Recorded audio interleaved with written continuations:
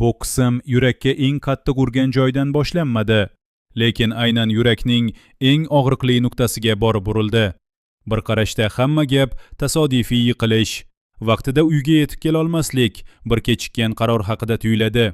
Aslida esa bu fojiaga birgina qadam emas, uzoq vaqtdan beri yig'ilib kelayotgan sovuqlik, e'tiborsizlik, kibr, aytilmagan dardlar va oiladagi mayda-mayda sinishlar olib keldi. Shu sabab bu yo'qotish faqat tug'ilmay qolgan bir farzandning emas, bir necha insonning ichida yashab turgan ishonchning ham qulashidir.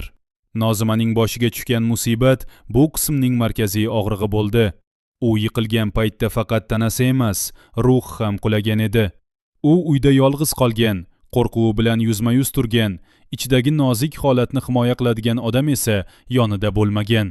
Ko'zini ochgan zahoti uning birinchi hissi og'riq emas, dunyoga kelgan bola yo'qligining dahshatli bo'shlig'i edi. Qon, shifoxona devorlari, shifokorlarning tushunarsiz og'ir qarashlari, hammasini bir-biriga aralashib ketdi. Uning qornida o'sib kelayotgan hayot nafas ololmay qolgan edi va Nozima buni qalbining tubida his qildi. Shu daqiqada u eriga qarab, alam bilan ichidagi g'azabni sochganida, bu faqat bir odamga aytilgan e'tiroz emasdi. Bu uning hayotiga, turmushiga, unga berilgan va'dalarga aytilgan hukm edi. Chunki ba'zan ayol uchun eng katta og'riq yo'qotishning o'zi emas, shu og'riq paytida o'zini mutlaqo yolg'iz his qilish bo'ladi. Uning ko'zlaridagi yosh emas, nigohidagi sovuq hukm edi aslida eng qo'rqinchlisi. Nozima endi shunchaki ranjigan ayol emas, uning ichida bir narsa butunlay sinib, bir narsa esa qattiq muzlab qolgan edi. Farhod esa bu qismda eng ayanchli, lekin eng sust qahramon bo'lib ko'rindi. U yomon odam emas, lekin aynan shunday insonlar drama ichida eng katta fojiaga sabab bo'ladi. Chunki ular sevadi, achinadi, kuyadi, lekin vaqtida qat'iy qaror qilmaydi.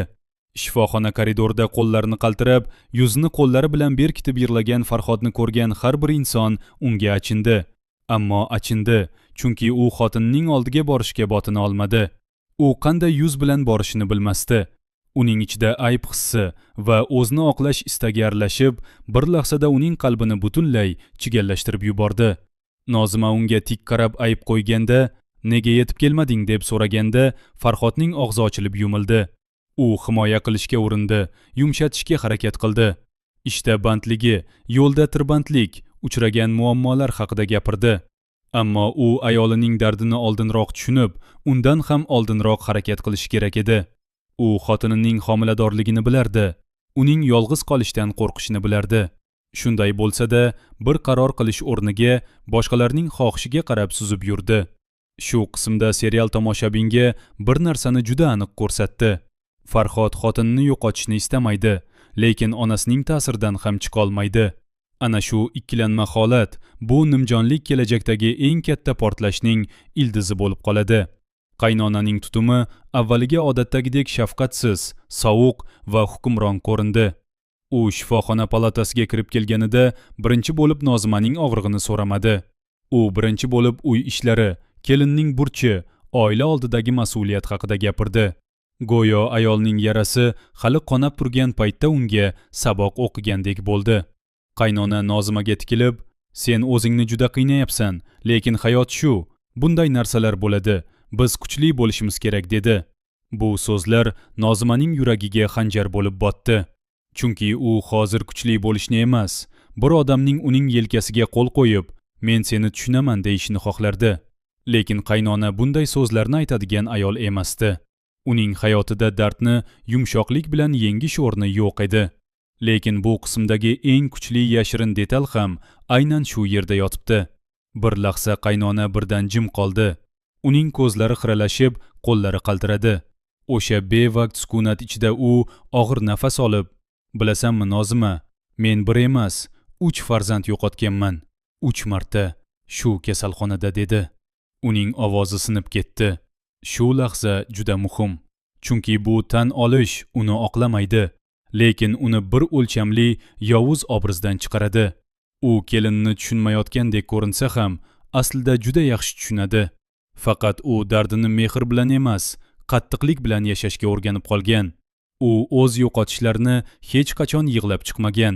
ularni yelkasida toshdek ko'tarib yurgan va endi boshqa ayolning yig'isiga bardosh berolmaydi, chunki bu uning o'z yaralarini qayta tirnaydi. Tomoshabinlar ko'pchilik e'tibor bermagan yana bir narsa bor. U Nozimani ayblayotganida aslida o'zining 60dagi ojizligini ham yanchib tashlashga urinmoqda. Chunki o'zi yengolmagan og'riqni boshqasida ko'rish ba'zan odamni yanada shafqatsiz qiladi. Mana shu chiziqda yana bitta nozik signal berildi. Dildoraning kechagi fotosessiyaga kelmagani, ishdagi intizom masalasi, byudjetni qisqartirish haqida gaplar, oilaga aloqani uzish kerak degan sovuq qarorlar. Bularning hammasi bitta narsaga xizmat qilyapti. Yaqin orada kompaniya ichida tozalash boshlanadi. Va bu tozalash tasodifiy bo'lmaydi. Kimdir qaysi odam foydali, qaysi odam xavfli ekanini allaqachon belgilab bo'lgan. Dildora hozircha o'zini tik tutyapti. Lekin u qarshisidagi o'yin qanchalik ifloslashib borayotganini hali to'liq anglagani yo'q. U shefga kirmaslik bilan go'yo o'z sha'nini saqladi, lekin aynan shu qaror ertaga unga bo'ysunmas, muammoli, keraksiz xodim degan tamg'a bo'lib qaytishi mumkin. Bir xodim ikkinchisiga shivirlab qo'ydi. Dildora borib kechirim so'ramas ekan, ishdan chiqadi. Ammo Dildora bunga quloq solmadi. U o'z haqligiga shunchalik ishondiki, hech kim uni bu yo'ldan qaytara olmadi. Afzal va G'aybulaka chizig'i esa bu qismga yashirin xavf hissini olib keldi. G'aybulakaning ichida qasos uyg'ondi. U bir kuni erta tongda uyg'onib, derazadan tashqariga qaradi va o'ziga dedi: "Bu adolatsizlik, men ularga ko'rsataman." Lekin Afzalning unga bergan javobi yanada chuqurroq edi.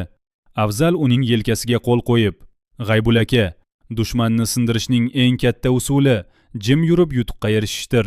Ular sizning alam bilan javob berishingizni kutishyapti. Shuning uchun kutma, ishingizga qarang" dedi. Bu juda dono gap, ammo serial bunday gaplarni bekorga bermaydi. Demak, kelajakda aynan shu ikki yo'l to'qnashadi. Biri aql bilan sabr qilish yo'li, ikkinchisi esa alam bilan javob qaytarish yo'li. Menimcha G'aybulaka uzoq vaqt jim tura olmaydi. Uning dardi hali yangi, yarasi hali issiq. U bir nuqtada hissiyotga yutqazadi va bu nafaqat dushmaniga, balki Afzalning rejasiga ham zarar yetkazishi mumkin. G'aybulakaning qo'llari kechasi bilan qaltirardi. U yotib uxlay olmadi, chunki ko'zlarini yumgan zahoti uning oldida tayanchsiz qolganlarning yuzlari paydo bo'lardi. U qasosni istardi, lekin qasos uning qalbini kuydirayotgan edi. Yana bir detalni ko'pchilik sezmay qolgan bo'lishi mumkin. Bu qismda erkaklarning aksariyati himoya qilayotganini aytayapti, lekin ayollar aynan shu himoya ichida siqilib qolmoqda. Nozima himoyasiz qoldi, chunki uning himoyachilari undan nimani himoya qilishni bilmasdi. Dildora nazorat ostiga olinmoqda. Boshqa bir ayolga haydovchi va qo'riqchi birga biriktirilmoqda. Ya'ni serial asta-sekin hammani bir-biridan emas, qo'rquvdan boshqarilayotgan tizim ichiga olib kiryapti. Bu juda xavfli belgi, chunki qo'rquv bilan qurilgan har qanday tartib bir kun kelib portlaydi. Ayollar o'zaro shivirlashganda, ular aynan shu haqda gapirishdi. Bizga nima bo'lyapti? Biz qo'rqoqlarmi? Yo'q, lekin biz qo'rqib qolganmiz. Va bu farq juda muhim. Endi kelgusi qismlarga kelsak, eng birinchi katta burilish Nozimaning ota uyiga ketishi bilan boshlanadi. Bu vaqtinchalik dam olish emas, masofa olish davri bo'ladi. U chamadonini yig'ishtirib, birinchi marta eriga "Men ketyapman" deganda, uning ovozi juda sokin edi. Shunchalik sokin, bundan ham qo'rqinchli tovush yo'q. O'sha masofa ichida uning onasi ham, o'zi ham ko'p narsani o'ylab chiqadi. Onasi bir kecha yarim tunda qizining yoniga kirib, uning yuziga qaradi va ichidan "Men qizimni tushunmadimmi" deb o'yladi. Nozima qaytib kelganda avvalgidek erkatoy, tez ranjiydigan kelin bo'lib kelmaydi. U ikki xil yo'lning birini tanlaydi. Yo butunlay sinib ichiga yopiladi, yo butunlay o'zgarib, endi hech kimning oldida sukut saqlamaydigan ayolga aylanadi. Men ikkinchi variant kuchliroq deb o'ylayman, chunki bu yo'qotish undan nimanidir olib qo'ydi, lekin evaziga unga juda xavfli bir qat'iyat berishi mumkin. Endi u hech qachon sukut saqlamaydi.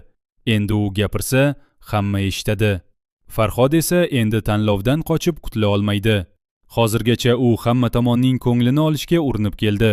Endi esa